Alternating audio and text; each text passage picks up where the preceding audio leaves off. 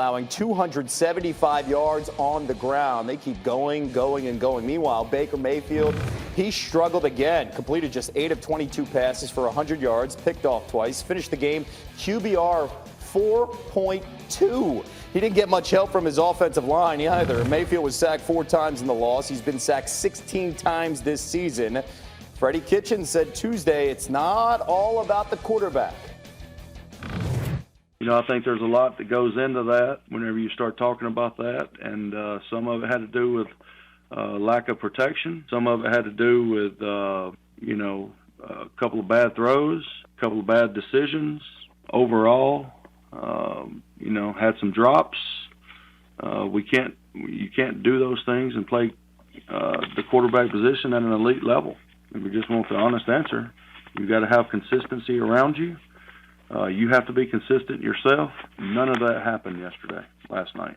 Well, the only thing consistent for the Browns is their upcoming schedule. It is tough. Over the next 3 games, the Browns, according to FPI, will be underdogs against the Seahawks, the Patriots, and the Broncos. That's weird. Yeah, very weird, maybe because they're traveling, but wow. While slight favorites against the surging Bills and division rivals Steelers. Let's go back to Kitchen's sound. He sounds really sad. Like right? Like he sounds really, that's the one thing you can come across a certain way, right? Straight up though, do you think losing and living in Cleveland is something you'd be happy about? We're piling on.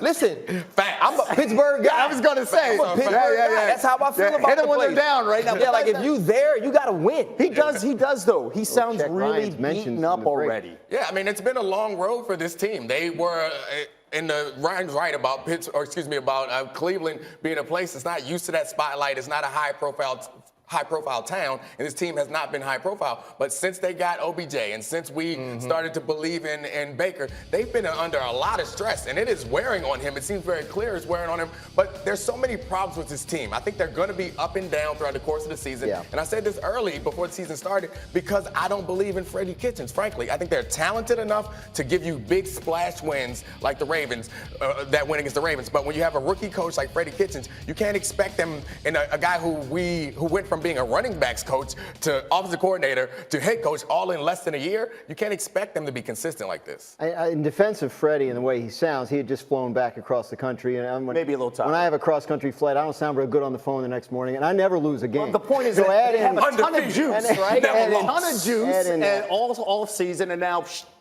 that word consistency he uses, that's what they're preaching in that building right now. Look, it's been a roller coaster. It's up, it's down. We have to find who we are and stay there for a little while. Now, you have a young quarterback who's in his 2nd season. You have an inexperienced head coach. There's a lot of factors here that could lead to inconsistency, and I think that's what we're seeing. They have to get it together. I mean, the expectations were very high.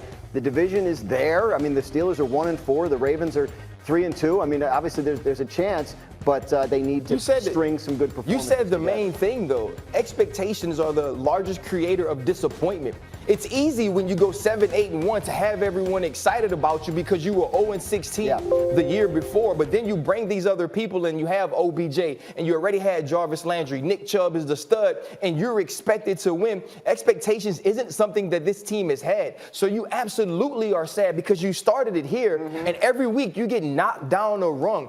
And so when you listen to Baker Mayfield talk, Freddie Kitchens talk, all of these guys are sad. Yeah. All of these guys are in a place where they don't understand how to get up because they didn't expect to be here. Todd, ton of young talent. I've always said, where's that offensive leader, that veteran leader when they're in a losing streak to say, okay, enough, right? The Browns don't have that right now. We'll see how that plays out. All right, meanwhile, let's go to the college game. Jalen Hurts will see his first big test in an Oklahoma uniform on Saturday against Texas. Hurts leads the nation in total QBR.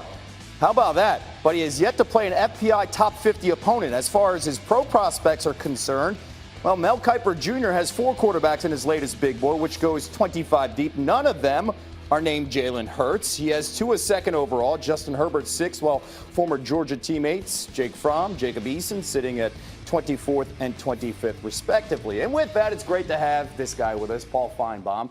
So Jalen Hurts, he's improved enough here now. Well, some are considering and discussing first round pick, when you see that jump here in the conversation where a year ago he's the backup and people talk about more of a runner, not so much a guy that could pass the ball. What do you make of this? I think there are still some issues with his delivery, but he made a great decision going out and getting in Lincoln Riley's house. We know the record there. So I can't say he's in the first round right now. I think I would get carried out of here in a straitjacket. But ultimately, I think he could be, Kevin. Maybe late, maybe early second. But where he can make his mark is if he has a big finish, makes a run at the Heisman, maybe the national championship, and then looks good in the combines. I think he can go up. And you know what? That's a credit to Lincoln Riley It is. and that offensive system, right? Because a year ago, no one's thinking about Kyler Murray in the first round at this time. Of course, it helps that you have a head coach who appreciates you and loves you when he becomes the head coach of the Arizona Cardinals. There's a difference playing for Lincoln Riley versus Freddie Kitchens. Yeah. And I think we're seeing that every day. That is a topic for another time here. Now, let's get ready because one thing that Jalen Hurts has, and no one will have on their resume, a guy that's played in the Iron Bowl and the Red River Showdown here. When you look at Oklahoma taking on Texas, how do you view Texas's defense against Jalen Hurts and this offense? Well, they won a shootout last year, but that was a long time ago. I don't think the Texas defense is going to be able to stop him, especially in the secondary. They were exposed badly against that man right there, Joe Burrow. I mean, Joe Burrow just riddled them, and this was a guy we weren't sure was an elite quarterback. We know he is now. So I'm not giving Texas really any chance in this game. No chance at all. Yeah. I mean, it's a 10.5 point spread. I think Oklahoma's going to roll over them. The big storyline is Sam Ehlinger, and when you look at the Heisman race and these two quarterbacks, Jalen Hurts is second currently. Sam Ehlinger is seventh. One thing I haven't mentioned is Trevor Lawrence. Trevor Lawrence, what do you make of Trevor? Exactly. What do you make of Trevor Lawrence and his start here with Clemson? It's shocking because he was the prohibitive favorite going in. I mean, he was the maybe greatest quarterback we've ever seen. And right now, he is nowhere near the Heisman race. And, you know, he said the other day that he struggled against North Carolina. He missed some throws. He was a little bit unclear about their defense. Those sound like excuses to me. I think he's struggling just to get everything off his back, the weight of the world. And I think it would take a near miracle to get him among the Heisman finalists right now. He's not going to have a Heisman moment when you look at the competition the rest of the way. He's not playing anyone that we will be watching. Yeah, well, we'll be watching because it's on ABC at Florida State I'm this coming sorry. weekend, right? I forgot that. The halftime show here is really good, by the way. We'll talk a little bit about Clemson and their struggles later on this week. Meanwhile, what do you get when you